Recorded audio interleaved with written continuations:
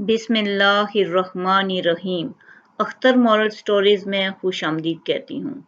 एक दिन गांव के कुएं पर अजीब माजरा हुआ कि जो डोल भी कुएं में जाता वापस न आता, जबकि रस्सी वापस आ जाती। सारे लोग खौफजदा हो गए कि अंदर कोई जरूर जिन्नात हैं। आखिर ऐलान किया गया कि जो बंदा इस राज का पता लगाएगा, इसको इनाम दिया जाएगा।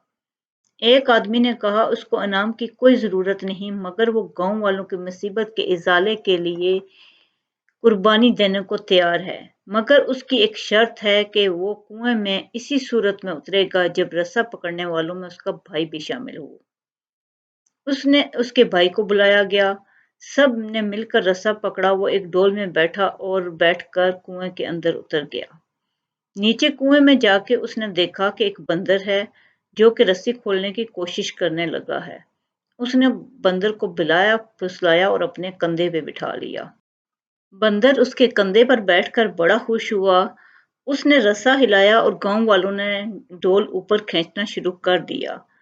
जैसे ही डोल अंधेरे से रोशनी में आया तो वो लोग बंदर को देखकर दहशतजदा हो गए और उसी डर से उन्होंने रस्सा छोड़ दिया और भाग गए।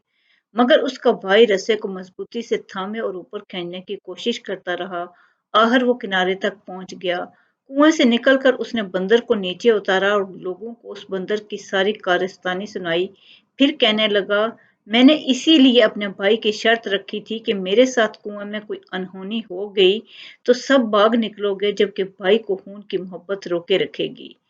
कोई लाख अच्छाई करे और लाख बुराई करे, मगर खूनी रिश्ते आखिरकार खून के रिश्ते ही होते हैं। उनकी कदर करें। अल्लाह आपको बहुत खुशियां और कामयाबियां दे। शुक्रिया।